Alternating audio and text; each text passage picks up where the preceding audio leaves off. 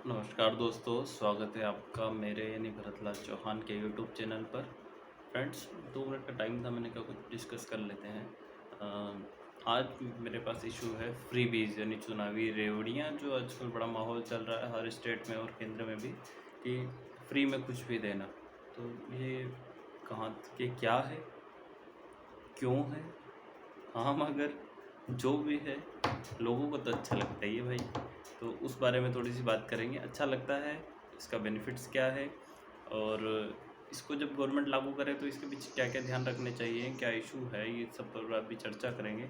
देखो, चुनावी रेवड़ियों का आप भी सीधा सा अर्थ समझते हो कि राजनीति में चुनावी लाभ लेने के लिए राजनीतिक दलों द्वारा चुनाव के पूर्व ऐसी कुछ घोषणाएं कर देना जिसकी वजह से उन्हें चुनाव में लाभ मिले, और वो जनता को सीधे सीधे वोट बैंक खरीदने, या इतने कटु शब्दों में ना कहें तो कम से कम वोट बैंक को प्रभावित करने के लिए लाई जाती हैं। अभी कुछ योजनाएं हैं, जैसे कि दिल्ली गवर्नमेंट ने इलेक्ट्रिसिटी, पानी, ये सब फ्री वाला है। पंजाब में स्टार्ट हुई है। एमपी में वो लाडली बहना योजना 1000 रुपये, जिसमें किसी भी महिला को 1000 रुपये दिए जा रहे हैं, चाहे वो किसी भी वर्ग या इससे संबंधित हो। और भी बहुत सारी योजनाएं हैं, जैसे तमिलनाडु में, केरल में।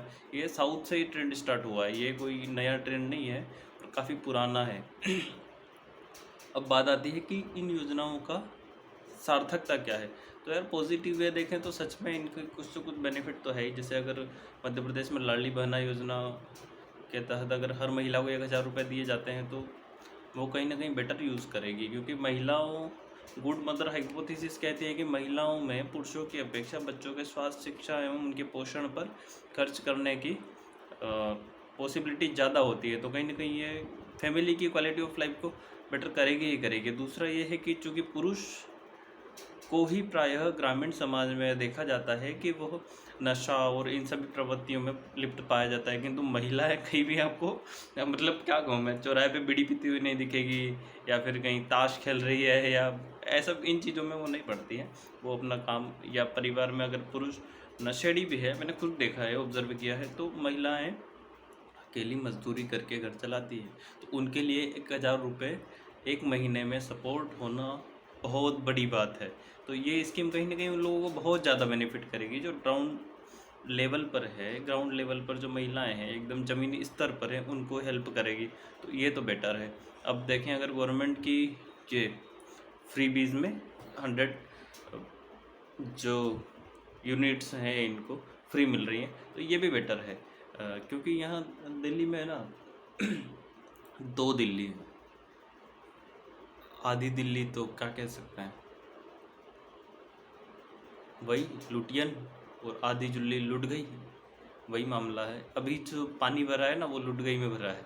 अब मैं गया था कल उधर थोड़ा सा बाहर घूमने, तो मतलब लोगों के जो वो प्लिंथ लेवल होता है वहाँ तक पानी भरा है। मतलब क्या सोचते हो। और दूसरा ये है कि ये केवल 1-2 घंटे की बात नहीं है, ये 1 हफ्ते से भरा है, और पता नहीं आगे कितने टाइम तक भरा रहेगा। तो ये लुट गए हुए लोग हैं, और जो लुटियन जो लूट रहे हैं। तो ये 2 पार्ट में दिल्ली है। तो अगर इन लोगों को फ्री 100 यूनिट दी जाती है ना, तो 1 यूनिट की कीमत 5 रुपये है नॉर्मली। हमारा मक्खन मालिक भी इतना ही चार्ज करता है, तो 500 रुपये बचते हैं। तो वो उनकी लाइफ में काफ़ी प्रभाव रखते हैं। तो ये चीज़ें एक हद तक सही है यार। लेकिन अब पॉइंट आता है कि आप अगर किसी सोसाइटी या वंचित वर्ग को सपोर्ट करना चाहते हो, तो क्यों ना इनकी टारगेटेड डिलीवरी की जाए भाई। आप 100 यूनिट क्यों दे रहे हो जो 100 करोड़ कमाता है? आप 100 यूनिट क्यों दे रहे हो जिसके मकान का रेंट ही उसको 70,000 ले लेता है, वो रेंट से ही इतना कमा लेता है? क्यों देनी उसको 100 यूनिट? दो ना रिक्शा वाले को, दो ना खोमचा वाले को, दो ना दिल्ली घरेलू सहायिकाओं को, इनको दो यार। तो सच में कहीं ना कहीं बेनिफिशियल होगी, सोसाइटी के अपलिफ्टमेंट को भी बढ़ाएगी।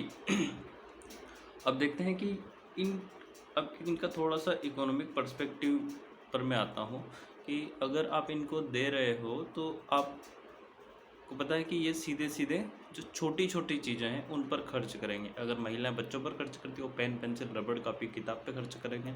महिलाएं अगर घरेलू कामों में खर्च करती है, तो वो तेल शक्कर चाय पत्ती या घर के छोटे छोटे सामानों में खर्च करेंगे। अगर पुरुषों को मिलता है तो वो भी। पर है क्या, हमारे जो एमएसएमई और ये छोटे लेवल के प्रोडक्शन है ना, इन सब में चाइना पूरा भरा पड़ा है, चाइना भरा है। आप देख लो तो कहीं कोरिया, कहीं क्या क्या, जापान वापान लिखा हुआ मिलता है। तो ये अब ये पैसे दे रहे हो इनको, और ये पैसे लेके कहाँ जा रहे हैं?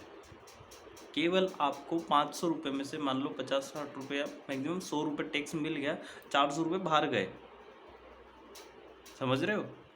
तो इसको रोकने के लिए क्या कर सकते हैं? इसको रोकने के लिए हमें जो है छोटे उद्योगों को प्रोडक्शन, जो रेगुलर यूज़ की चीज़ें, उनको ठीक ठाक प्रोडक्शन बढ़ाओ यार। एम्प्लॉयमेंट जनरेशन तो होगा ही होगा, बाकी आपकी जो बाहर पैसा जा रहा है वो भी होगा। ये कैसे होगा? इन्वेस्टमेंट बढ़ाओ। हालांकि ऐसा नहीं है कि मैं ज्ञान बांट रहा हूँ तो गवर्नमेंट चुपचाप बैठी है। गवर्नमेंट ने ठीक ठाक काम किया है और आगे भी कर रही है, तो उससे चीज़ें बेहतर होने की उम्मीद की जा सकती है। पर यही है कि हमें इन चीज़ों पर ध्यान देना होगा और सोसाइटी को इनोवेटिव होना चाहिए, क्योंकि छोटे छोटे सामान हम सीधे बना सकते हैं। हमारी सोसाइटी में कोई खूब पैसा भाई, माइंड सेट नहीं है कि करना है। छोटे छोटे सामानों की हम कुछ भी इंडस्ट्री डाल सकते हैं यार। इतना पैसा इन्वेस्ट करके 2-4 लोग लगा दो, तुम देखना ही मत, सब अपने आप ठीक ठाक चलता रहेगा। तो हमें इन छोटे छोटे कामों पर काम करने की आवश्यकता है। और बस, और क्या कहूँ, बाकी चुनावी रेवड़ियाँ तो है ही। अभी आगे देखो चुनाव में लोगों को फ़ायदा मिलता है, और ये प्रवृत्तियाँ बढ़ती जा रही है भाई। एक स्टेट से 2, 2 से 3, 3 से 4, अभी तो भाई एमपी, राजस्थान, दिल्ली, पंजाब, हरियाणा सब दूर दौड़ रही है ये योजना। और साउथ में तो पहले से है ही। तो पॉलिटिसाइज तो इन चीज़ों को होती हैं वैसे, बट ठीक है, सकारात्मक रहा जाए और इनके परिणामों का वेट किया जाए। उसी के साथ बहुत बहुत धन्यवाद।